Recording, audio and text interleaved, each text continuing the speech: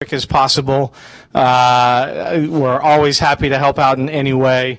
And with that, we're here today because we obviously have partnered with 500 startups because we love what they're doing for the startup community and for how they're helping out people throughout the entire world, which is really neat to us. Rackspace, 10 years ago was a small 300-person company in the south of Texas that, was nowhere else but here in the U.S. And so it's neat to see where technology has grown for us in the last 10 years, where we're a worldwide company, and how it's just kind of connected things. I was reflecting the other day when, about 6 years ago, when I first started with Rackspace, that people at the CTO and the CFO level used to just pull their hair out, worried about burning through a terabyte of bandwidth in a month, and how are they going to afford it, and how are they going to serve it. And for Rackspace, we were nervous too, like, oh my gosh, how are we going to push a terabyte of bandwidth for one of these customers? And it's been amazing to see that. And now I think my wife has a terabyte of photos just of our son who's 2 years old. And so it's neat to see, just the changes that have taken place. And y'all are really at the forefront of that. And so it's neat to see and listen to what y'all are doing as well, and how you're just, changing the way that the world does business and really shrinking it down. And because of that, Rackspace wants to help out. We're in a position as a company where we can. And so some of the things that we do to help out is obviously we have a hosting credit. Many of y'all are familiar. We give you guys a $2,000 a month credit for 12 months to kind of help out. We're always kind of improving that. Recently, we also added Mailgun credit to help out. So if you guys are using Mailgun or need a programmatic email solution, let us know. We can get that set up for you as well. And then recently, we also just acquired Object Rocket. And we've got Ben today from Object Rocket. We haven't published this anywhere.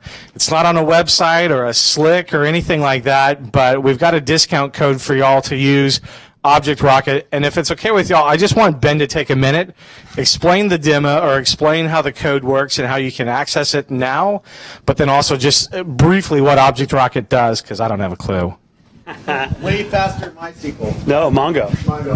So, thanks a lot. It's great to see you guys here.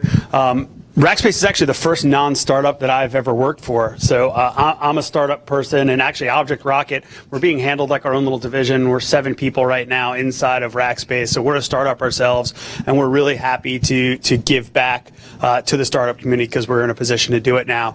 So everybody can get $100 a month in free Object Rocket hosting. And so what is Object Rocket? Object Rocket is lightning fast MongoDB as a service. So how many people here use Mongo as your database?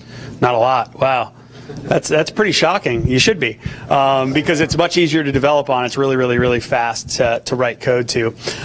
So Mongo is a document database. It's the leader in the NoSQL world. I've actually spent my last 2 years working with the company behind Mongo, 10gen, before I came to Rackspace.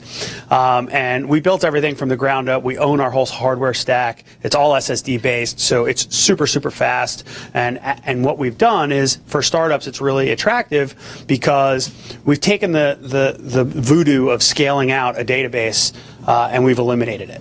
So if you start small and you need to get really big, our system is designed to horizontally scale from the get-go. So it truly enables you to play around at a small scale and then grow really, really big. So if you sign up on objectrocket.com and want an account, if you are part of the startup program, you can use a code called OR Startup. And ORS is all caps. And what we'll do is when you sign up for that account, and this is a little bit of a manual process right now, I apologize, it'll get more streamlined. Email me, ben@objectrocket.com, and I will make sure that code gets added to your account so you get free $100 a month for 12 months. And just to give you an idea of what $100 a month buys you, our starting plan starts at $29 a month, and that's for a gig of data. So most people are probably not going to come near that in the short term, especially during startup phase. So it should get you a fair way down the road from your data needs if that's something that you're doing. So happy to be here, and if anyone has any questions about sales, I'm a salesperson and help grow startups, so mostly targeted at enterprises. Take care. Thanks, Ben. So also, part of what we do obviously is, helping out as much as we can in the mentoring side and helping to promote you guys as much as possible. If ever you know that, hey, I'm about to be featured on this or I'm about to be shown on this, let us know so that we can also help promote that. We love to help promote startups and what's being done to help kind of push that capture or that ability to reach out as much as possible. And to that cause, that's why today we brought Robert Scoble with us. I hope that those of y'all that had an opportunity to meet with him, that it was beneficial. I'm sure that it was. And for those of you that haven't had an opportunity to, some were, some weren't. But Tried to add some value. Gotcha. So for those of you that didn't have a chance to, what we want to do is let Robert just take a few minutes and just kind of help out, answer questions or explain what he thinks is the best way to do it. I'm sure he's going to also talk about Google Glass. But I'm going to turn the time over to Robert now. So think of questions, things like that, and then we'll go from there. Cool. So if you don't know who I am, I care about startups. So I keep a startup magazine on Flipboard.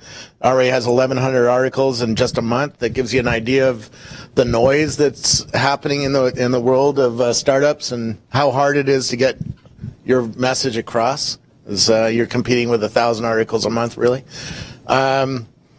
I go around and interview tech executives usually and innovators. I spent the day yesterday at SRI seeing inside where Siri was developed and the mouse and seeing all sorts of new stuff. It's really mind-blowing stuff I saw yesterday. And I go around and help startups. I build relationships with them. I do media with you guys and put it up on YouTube and on and on. But I could give 3 talks. And I'll let you guys decide where you want to take this. I could talk about my book where I'm noticing a new pattern, and I call it Age of Context. So sensors, wearable computers, big data, social network data, and location data are all going up exponentially. And that gives us new kinds of opportunities. We could talk about that. I could talk about PR because I've been in the tech press. I was the first person to link to TechCrunch, so I can tell you what I see and how to help get your story across. Or we could talk about Google Glass because I know a lot of you are interested in that too. And Google Glass and PR sort of fit together because right now you could release today the stupidest Google Glass app and you would get 15 news articles. Where if you wrote the smartest Windows app, nobody gives a shit. And in other words, the market window is open for Google Glass right now for storytelling and PR and new companies. The market window for Windows is closed, and you have to have something really spectacular to get anybody in the tech press to care about Windows right now. And that might be unfair to Microsoft, and Frank Shaw is probably up there. Frank Shaw runs PR at Microsoft, but that's the reality of it. We aren't adopting new things on Windows. We are adopting new things here, and we are adopting new things on iPads and mobile phones. So that starts building our mental model as journalists, right? If you talk to TechCrunch, or I just hung out at the Next Web last week talking with Z and the other people at the Next Web, they all have this mental model of how the world should work. What are they going to cover next week? And it's informed on personal observation. It's informed on new companies. It's informed on investment. It's informed on people like Dave McClure coming up. Hey man, you got to check this out, because people that we trust are informing that mental model all the time. And then it's informed by new products. But it really comes down to market windows. Something on a mobile phone, more interesting than something on a desktop. In fact, I tell entrepreneurs now, don't even demonstrate on a desktop. Don't even start thinking about your customer as somebody walking around like this with a mobile phone. Or if you're going to aim at Google Glass, think about Google Glass, and demonstrate it on that. When I went to China just a couple weeks ago, not a single person in the audience had a Mac or had a laptop. They all had mobile phones or tablets. And that's your new market, right? That's where the world is moving. It's moving away from people who sit in front of screens all day long. So how many people want to hear about Google Glass? I know she does. So I think this is a revolutionary product. To me, it feels a lot like when I first saw my Apple II back in 1977. It's expensive. It doesn't do that much, but it tells you that there's a new age coming. And yesterday at SRI, I saw like version 3 and 4, because they're building these things for the government. They showed me binoculars that were mind-blowing. So the binoculars, you could stand up here and tag every building or every truck or every human just by looking at them and tagging them and putting a little tag on them. That tag would be geocentric, so you could walk around that tag with other glasses, and other people using other binoculars seeing that building would see the tag in correct view. And they put virtual actors on the field, like gunmen, and these things were so fucking real. Unbelievable. You use the binoculars, I would see a guy down there with a gun, and as I was shaking it around, the guy was staying like he was on the ground. And I was like, wow, is this stuff good? I mean, so that's what the military has for $10,000. These are designed for $200, right? So not quite the same screen resolution, not quite the same camera resolution. The binoculars had two 4K or two 1080p sensors. These sensors are 720p sensor, not nearly as good. But the future is a long future, and it's really, really interesting. So this thing has a screen, 640 by 320 screen. It's pretty sharp, and it has a little projector that projects the light into this mirror, bounces back and into your eye. And supposedly there's a camera now in here too that somebody just turned on a Wink app. I haven't been able to load it yet, but Google has a way to watch your eye and do things. I knew that the next versions were definitely going to have a beam splitter for the camera, so that some of the light would be watching your eye for what it's doing, as well as looking forward for the camera. So there's accelerometer on here. There's a gyroscope. It can tell when I'm moving my head. In fact, it turns on simply by moving my head up, and then it turns on. So that's a key point. This thing's not on all the time. It's not recording. It's not taking a picture. The only way I can take a picture is to turn it on, say, "Okay, glass. Okay, glass. Take a picture." And there I took a picture. And you see it on in the lens. I can also take a picture here or take a video here. There's a button on the top. There's a trackpad here, so the whole length of it is a trackpad, and you can see me scrolling through my stuff. And the UI is very simplistic. It's very card-based right now. It's just a strip of cards, so you start in the middle with your OK Glass screen. And then over to this side are pictures, notifications, emails, path photos, stuff that is inbound, calls. I can take a call. It has a speaker here and a microphone. It's always paired to my phone, so it's not a replacement for the phone. It does not have a cell phone in here. In other words, this can't talk to the cell tower. It can talk to Bluetooth and Wi-Fi. But really you need it to pair to your phone and to pair to your Google accounts. So that's why they say you're not allowed to sell it. It's locked to your. This is mine. It'll, if you have it, it'll be my information on there, not yours. What else do you need to know about it? It's the voice recognition is pretty high quality. It's on the main menu. It's a parlor trick. And it's a really unique parlor trick. It forces you to read the command that's in the glass. So, OK Glass, take a picture. If you say OK Glass, take a photo, does not work. It needs you to read exactly what it says in the glass for those 7 commands. So send directions, Google, Dave McClure, it works great. send a message, make a phone call, record a video, take a picture. There's like 6 or 7 root commands right now, and I'm sure there'll be more. Yeah. Where does that processing take place? Phone, pretty much? It's just No, a lot of it's happening here. I mean, it's a TI chipset, so there's a TI. speech recognition. Yeah.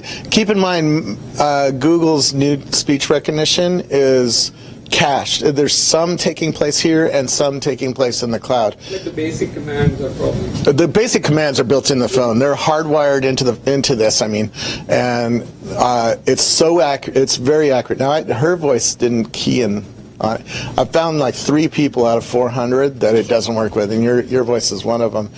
And I'm sure you could train yourself to make it work, because it'll work when you figure out how to say it. Maybe when it's to stop, and then the glass can pick up. Yeah, you can whisper to it. Watch. I mean, okay, class, take a picture. And it works on my voice. It really is tuned to those key wordings, and it's really good. The fact that it's really good on the root screen gets everybody to realize that this thing is something you can talk to. And I think that's a huge shift for human beings and user interfaces. We knew we could talk to our phones with Siri and with Google Voice, but it's not the first thing you do.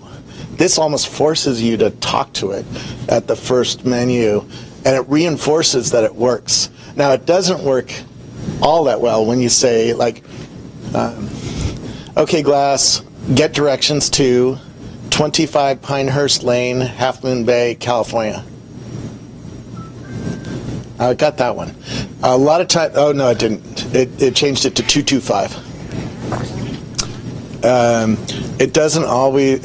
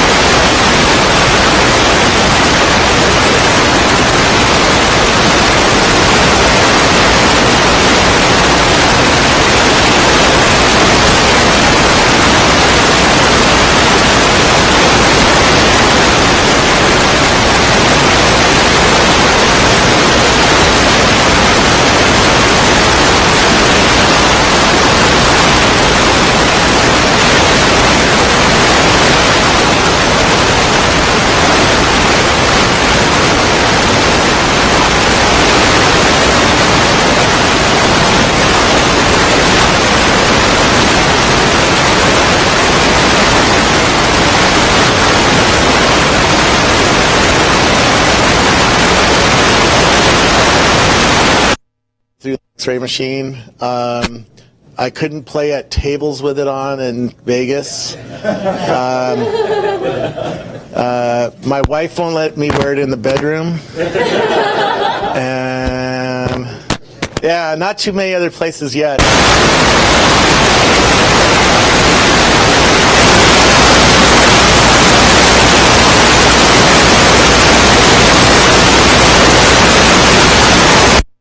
Well, they even stopped and looked at me. They just were like into their own lives. What's that? Yeah, well, if you're at a table, you're not allowed to use cameras, and there's 15 cameras watching the table. So they were pretty fast about that. They don't like, in fact, they don't like any electronic device on the table itself or looking at the table because they're thinking you're using it to cheat, which is a problem in Vegas. So. There's going to be places that you're going to be banned. The war room down in Nellis Air Force Base, they didn't let me bring anything electronic into that room. So no key fob, no USB keys, no cameras, no cell phones, nothing. So it would be banned there. Yeah, I haven't had too many other problems in 2.5 weeks so far. Have you ever walked into like government building with that mask on? Yeah, nobody cares. Yeah, no, the government doesn't care. In fact, the government sort of, if you go to like the White House or something, the security actually is pretty laissez-faire there, because it's a government. We own that building, right? And so they're a little bit less anal about it than going to Apple Computer, for instance, right? But yesterday I walked around SRI Labs with it on, and that's a top secret, it's sort of a secret. Research lab that does a lot of military research, so they didn't care. They didn't let me go in every building, but they're doing a lot of research there. Anybody else? Can you listen to music on it? Sort of. The speaker really sucks. It's a bone transmission speaker, so yeah, it's just here, and so yeah, it's not stereo, and it's not very high quality. It's actually hard to hear, particularly because I'm wearing it over glasses, and so it's not connecting to my skin very well. And so a lot of times I have to cup it just to hear it enough to talk to somebody. Is it safe? Some people are saying like, it puts strain on your eyes. No, I just had my eyes checked out by my optometrist and showed her them, and she said because the image is at distance that there shouldn't be any strain. She said there's one exception, that when you look up, you blink less, and so your eyes might get dried out and feel strained if you're just constantly straining, looking up at this thing, right? Can you watch a movie on it? That's like 3 hours. You can, but it's not optimal for watching a movie. A phone is a better place to watch a movie. It's good for watching short videos, like videos of your kids or news videos, the Boston bombing, a 2-minute clip, something like that. That's fine for that, but not a long movie. And also the battery doesn't last that long. So if you keep the projector on, the battery is about an hour to an hour and a half of battery time. And so if you're going to, there's a mini USB right underneath it. So, and actually I've been using a Mophie pack with it to do stuff like let me record longer. Because I recorded a 6-minute video on it, and it took 20% of the battery. So if I want to do a 30-minute video, I got to have an external battery on it. And also people trying it out, they keep the projector on all the time. And so I killed the battery 3 times at the conferences last week. Yeah, but it's fun. It's a new era. It really opens. It's like, wow, there's going to be a lot of new companies and new ideas for this thing. Yeah. What's the most exciting use case that doesn't exist now for them to see? Well, the ultimate is like the binocular. I really wanted more augmented reality in this, but it doesn't do anything like that.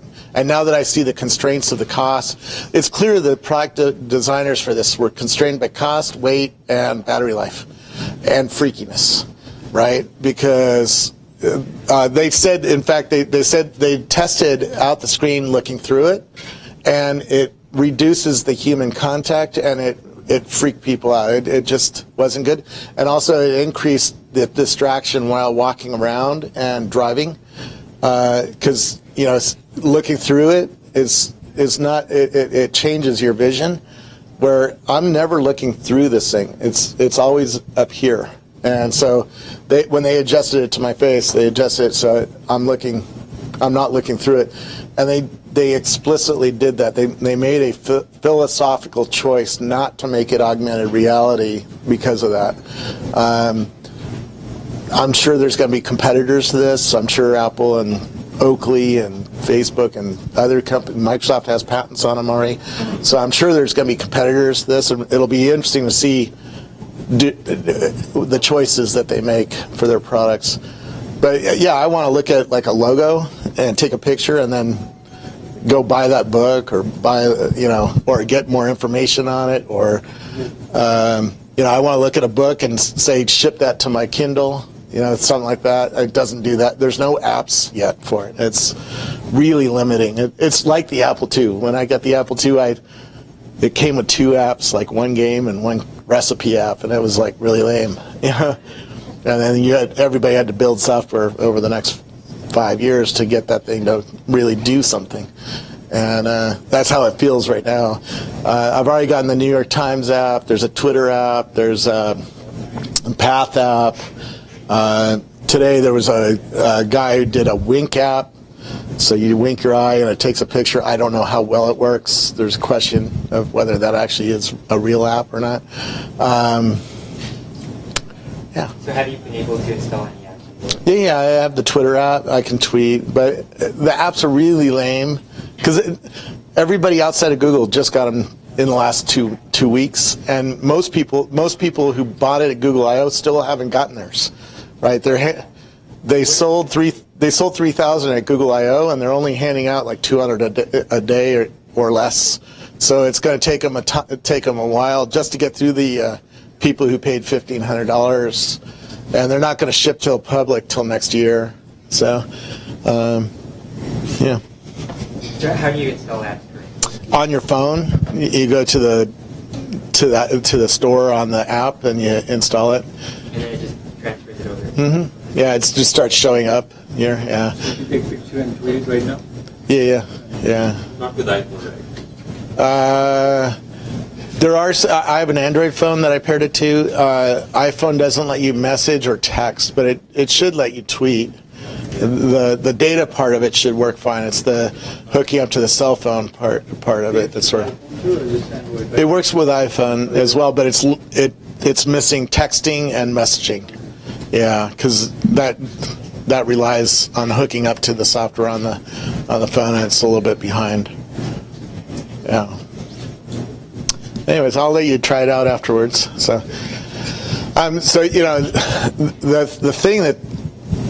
The thing I'm seeing, the pattern I'm seeing in the world is this age of context, because it's wearable computers. We're wearing more things, the Nike Fuel Band or the Fitbit I have usually the Basis watch on, or wearables like this. Sensors are going up exponentially. Databases are going up exponentially. I mean, the reason we bought Object Rocket is to prepare for this next age where you're going to have to deal with huge amounts of streams of information streaming off your car, streaming off the sensors here and here and here and here and here. Right? I'm carrying around usually 20 sensors. I mean, I have 6, 7, 5, right? And I usually have 4 here. So it's getting already. I'm wearing 20 sensors that are potentially streaming data up to the cloud all day long. And when you add in other objects, like I'm getting the Cube sensors, a new startup that just started up called Cube Sensors, just watches the air quality in my house and streams that up, right? Or a Nest thermostat. So the Internet of Things fits into what I'm seeing. And that has 2 implications for people. Our products are getting much more personalized. So this product knows me at a pretty deep level. I talked to General Motors. When you sit in a future General Motors car, it's going to know that you're sitting in the driver's seat versus the passenger seat. The Tesla already knows that you're within a few feet of the car, so it puts the handles out, but it doesn't really know it's you. Well, it sort of does. But you saw all the data that Elon had streaming off the car so he could track where the reporters were driving it. That's the kind of data that everything in life is going to soon have, and it's going to be streaming up to cloud servers, and it's going to be processed. But anyway, so every product I think is going to be highly personalized, and every product is going to have the Google Now style stuff, the assistive behaviors. It's going to try to get ahead of you. It's going to try to make your experience using the product better by predicting what you're going to do next. Sort of processors, we at SRI we talked about this. Processors do this. They execute 5 different branches, and then when you pick one, it already is ready and just runs and just brings that up. And that's how these new predictive systems are sort of architected internally, is they're trying to predict what you're going to do next and get ready for you so that the experience is faster, that they can assist your life and tell you things like when you get to the airport, you know, oh, your plane's running out of time and you have to go to this gate, that kind of stuff. Tempo is a good example of that. The calendar, how many people use that on their calendars? I love the Tempo calendar on iPhone. It looks into your Gmail and into your calendar and on the web for context about what you're doing next, and tries to put the right address there. It tries to find the emails that you had back and forth about the meeting. It tries to pull PowerPoints out of your email and put it in there, and it really assists you and makes a much better calendar. It's a contextual calendar. And there's lots of examples like that coming. For companies, it means that you're going to have extraordinarily sharp detail of everything in your company on your mobile phone. You know, I think about Travis at Uber, and he knows where every customer is, where every piece of inventory is, where every dollar is, and he knows a lot about the world right from his cell phone. And I think every business is going to be like that. And even Uber is not yet sharp, right? For instance, does he know that the Giants game is going to end in an hour? And does he have predictive technologies to make his inventory move toward the stadium so that he's ready to serve a higher demand than might otherwise exist? I don't think so. But in the next 5 years, I'm sure he's going to build systems like that to predict where his inventory should be moved around for the best business outcome. And for businesses also, they're going to know customers at a much deeper level. Who was showing me today the app? Anyway, I'm seeing apps like Bin Tank and social apps that watch. This app was watching pictures of brands. Yeah, Gaze Metrics. Sorry, my mind. I'm still jet lagged from Europe last week. Gaze, that's a good example of apps that are iterating in on knowing the customer better, knowing people better, knowing what they're saying about your brand, how they're interacting with you. I mean, I live right by the Ritz-Carlton, which spends a lot of money on technology, on customer service. And I've been there 224 times, according to Foursquare. I check in there a lot. And I walk in there, and they don't know anything about me. It's like, this is not going to last. This is going to be a 2, 3, 4 year problem at most. And the Ritz is going to start knowing a lot about me and tracking everything I do, where I go on the property, what whiskey I drank, what do I order, what's my Facebook, what's my cloud score. They're going to know a lot more about me when I walk in the front door, and some guy is going to stand there with something like this and go, "Hey, Scoble," and they might customize my experience because of that, right? Hey, our top sommelier is in town.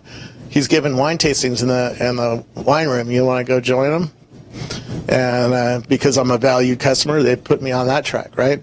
But even deeper, when I go to London, they're going to have access to the same detail. So they're going to know that I've been at Ritz 200 times and that I've spent an average of $110 every trip, and that I like Oban Scotch whiskey, and that I usually eat a hamburger, et cetera, et cetera.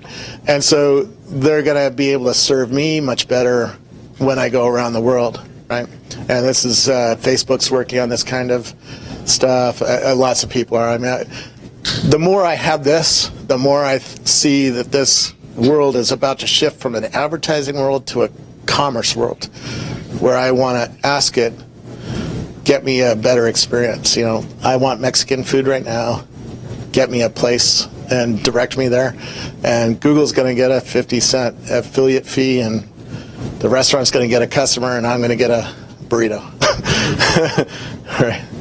And that's the new. There's a lot more money in that than advertising, even, and you see how much money Google makes on advertising. So I think a lot about this new world of a commerce-based world where I talk to the internet and just transact.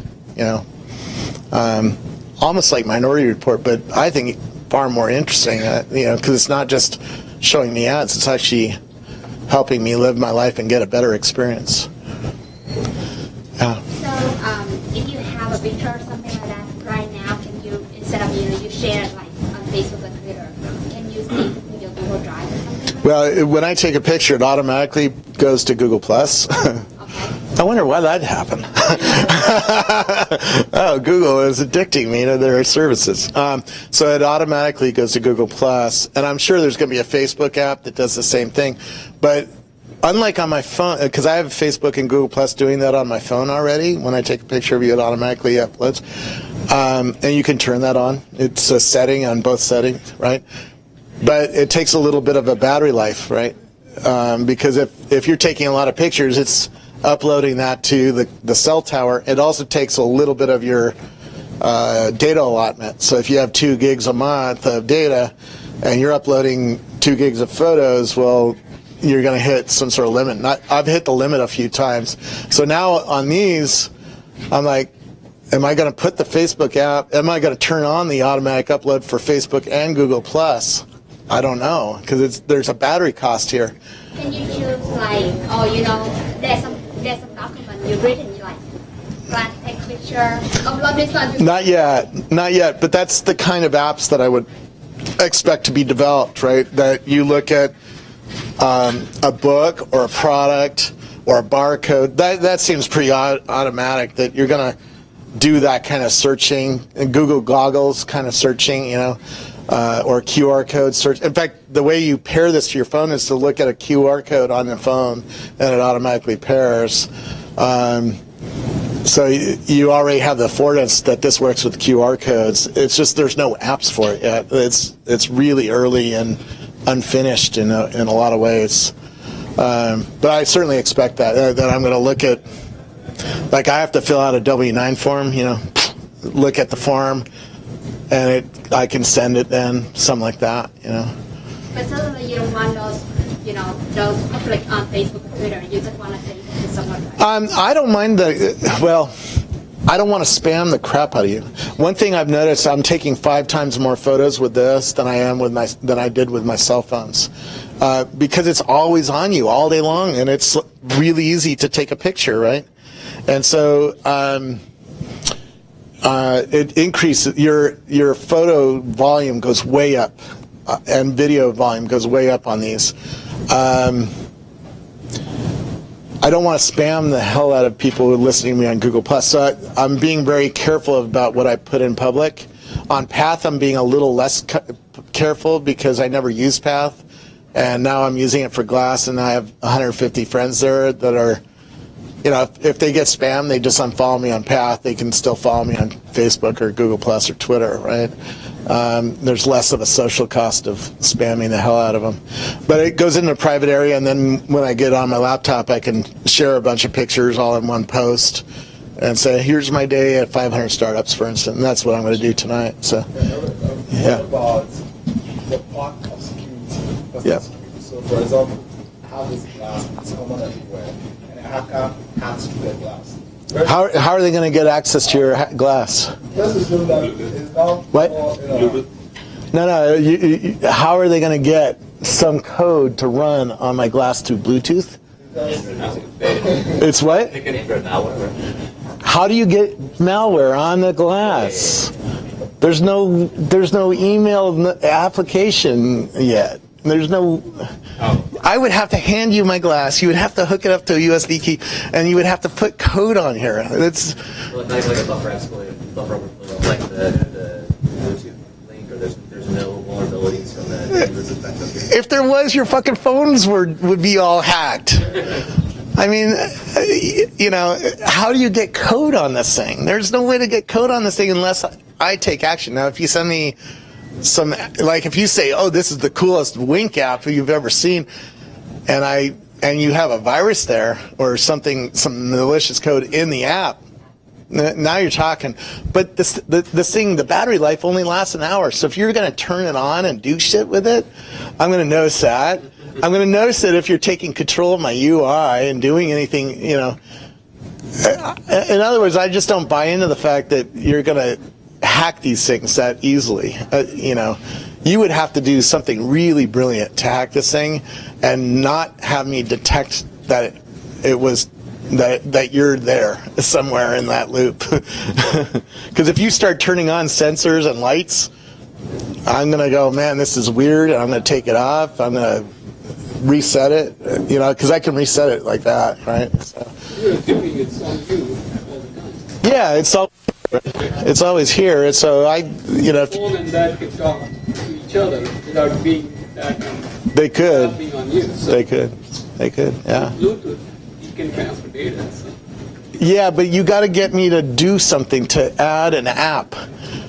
You can't just put code on this thing. I mean, if it was that easy, your phone would get hacked so easy because, believe me, there's 100 billion phones. If I'm a hacker, I'm going to attack a phone, not the glass. There's only 200 glasses in the world. Who cares? That's a likelihood thing, but that doesn't mean it cannot be hacked.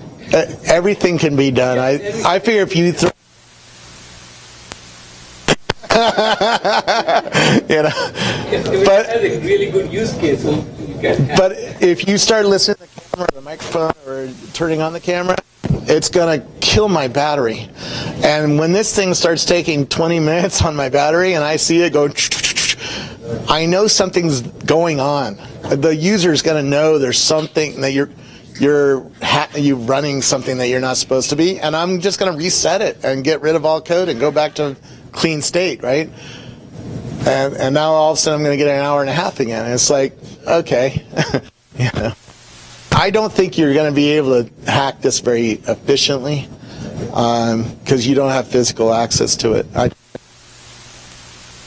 it was that easy, your phone would get hacked. Your phone would have problems that it does.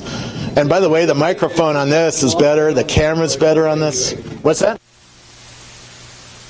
But you have to load it. You know? You have to load it. And so there's no apps yet for this. Maybe someday there will be malware. I'm sure there will be. But when you do something here, it's going to bother you, right? Because it's going to get slower. If you're executing code up here, it's going to do something. The thing is going to get hot. You know, it does. It gets hot. If you leave it on for 20 minutes, 30 minutes, this thing gets pretty warm, right? So if you're executing code up here, you're going to get it warm.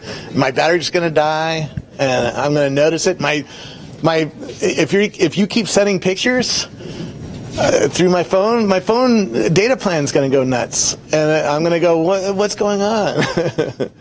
You know, and then I'm going to start turning off all sorts of apps and wiping my phones, you know, which I do every once in a while anyways, get a new phone. Anything else? You mentioned how to pitch to a tech blogger. Yep. What's the secret? What's the secret of pitching to a tech blogger? Have a good story. I mean, I have a story. Number one, know what that blogger writes about and what he's passionate about right now, you know. You could pitch me the worst piece of shit Google Glass app right now, and I would listen for half an hour. I guarantee you, right? Because I'm passionate about it right now. It's a new product. I'm trying to discover where the future of the world's going, and I want to know everything about this Google Glass, right? If you pitch me something's brilliant for Windows XP, I'm not going to listen. I'm going to go, you know, I got other 500 startups companies to see, you know, right? And you're all in competition with each other and with the world, right? Because how many companies are here right now? 24, right? If I wrote about one of you every day for a month, that's 20 companies, right? I'm not going to write about just 500 startups for every day for a month, so I have to pick 3 companies. So you're in competition with each other to be one of those three companies. And so what am I looking for? What would get me to, one, are your peers going, man, that guy has the hot product? And they always do. When I got to Israel, everybody was like, go see Saludo. They're the coolest thing I've ever seen, right? Or when I went to Dogpatch Labs, I wasn't even there to see Instagram, right? But everybody at Dogpatch was like, these two kids, they have this cool photo app, you gotta get it on your iPhone. So first of all, can you get your peers to be excited about your product? The people you sit next to every day, can you get them excited about your product? Because that's an important signal for when because every tech person who comes in on demo day, they're going to ask other startups, okay, we know about your company. What else is here? And if you can tell me 3 or 4 other cool companies, those are the ones that I'll start keying in on. Right? And TechCrunch does the same thing. No, enterprise companies too. Believe me, word gets around when you have a fucking awesome product. Right? Podio or Yammer or what else have I seen? Podio, Yammer, Slide Rocket, any of these enterprise. I was just at CA World hanging out with mainframe programmers, right? And they're talking about the Eric Ries world that you guys are all living in, and they're trying to get to be the hot company. And the same thing happened there. I don't know a thing about mainframe world, but you walk in and you talk to 4 people and they all point at some guy. Well, that's the company. That's the hot company right now in this space. So if you can't get your peers to be excited about you, keep working on it. Keep finding out what you can do to get your peers. And then have social proof. Do you have Procter & Gamble as a customer? Or the Ritz? Or Boeing, if you're an enterprise, have you landed Boeing as a customer? Put that on your fucking first slide, man. Boeing uses us. We're the #1 enterprise XYZ company used by Boeing. And that gets people like me going, okay, this is a serious company. It's not just yet another wannabe enterprise company. So social proof, personal reference. I mean, this is why being in 500 startups is so important. If Dave McClure says your company's awesome, I'm going to listen. And then if Ron Conway verifies it and comes up to me and goes, man, this company, I haven't seen anything like that since Google, right?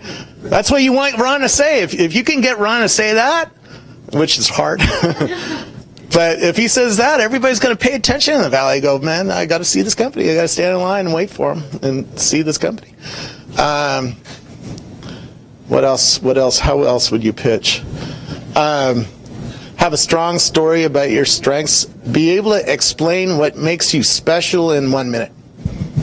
If you can't do that in 1 minute, you're done anyways, right? Because it's a blink world. It's a tweet world. Think of the tweet. Can you explain in a tweet what makes you special? What makes you different? What makes you worth calling, worth engaging with? And social proof is one of them. Great product that does something that nobody else does.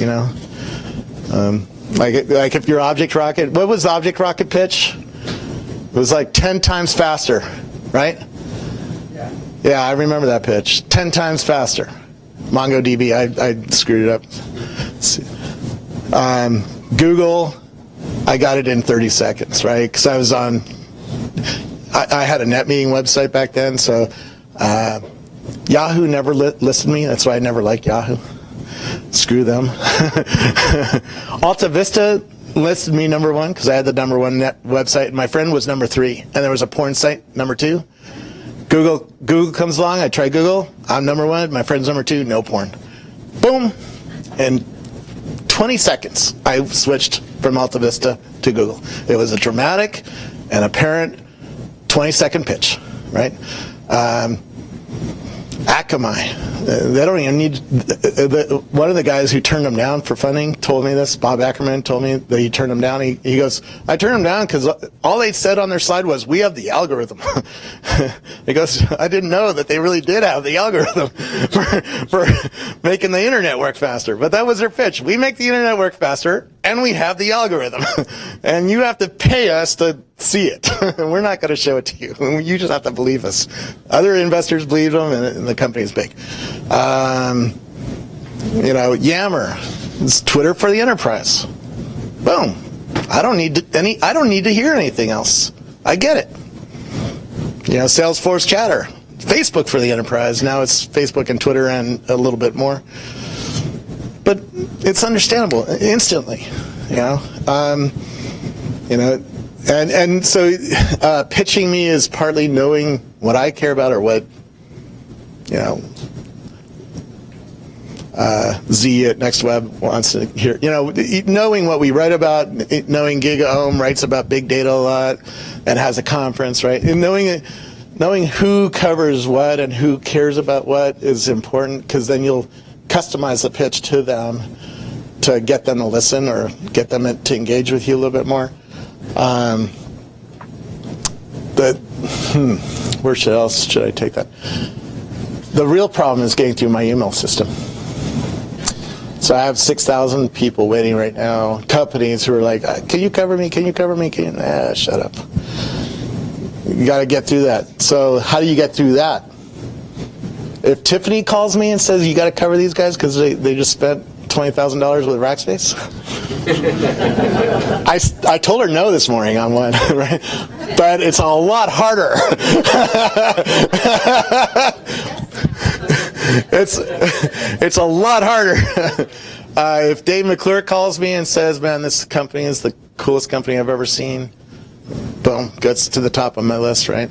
And there's probably 20 people that I really listen to that have that kind of credibility, that if they call and say something's hot, I know Dave never brings me bullshit.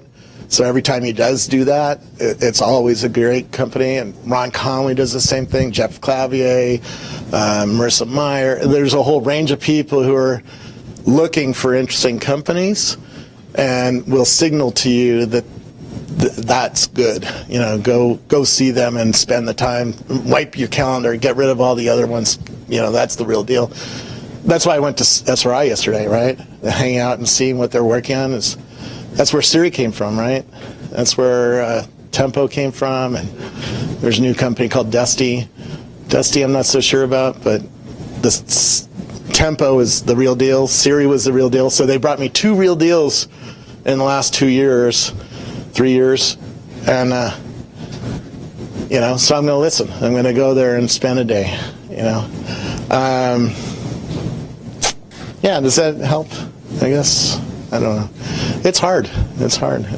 One thing, I would read the 1,000, other press reports that you're competing against to get a sense of what works. What does the press write about? What kinds of stories do they write about? Do they, and that informs how I would approach a journalist or a blogger or something like that.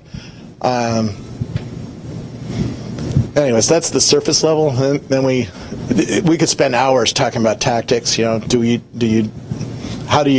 approach them at a conference? How do you approach them? When's the best place to approach? Like somebody tried to pitch me on a tram in Amsterdam last year when I was stoned.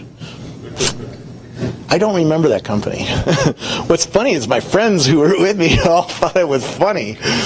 And they can't remember the company either. So that tells me, good companies never pitch me like that in the street, in the bathroom, Flipboard didn't pitch me like that. Saludo didn't pitch me like that. Siri didn't pitch me like that.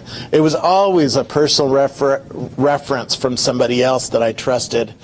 Or actually, Flipboard was a cold email, but they were in line with me at the iPad launch.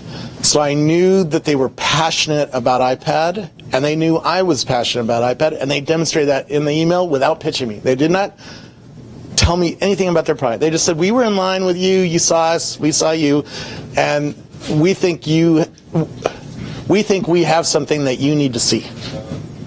And I took a risk on it, and it was mind-blowing product that I love today. And some of it's luck, you know. That's why you have to keep doing it. Some of it's just luck. Some of it's don't require the press. You know, if I was starting a company, I would build a company that would be big without me ever getting in tech press. And there's plenty of examples of that, right? In other words, build a viral loop, build something that Apple is going to feature every day for a year on the store because it's going to be such a freaking awesome Apple app that they're going to feel impelled to feature you. You get featured by Apple, you don't need no tech press. You're going to get far more visits from Apple than you're going to get from a killer 5 articles in TechCrunch, right? So think about that.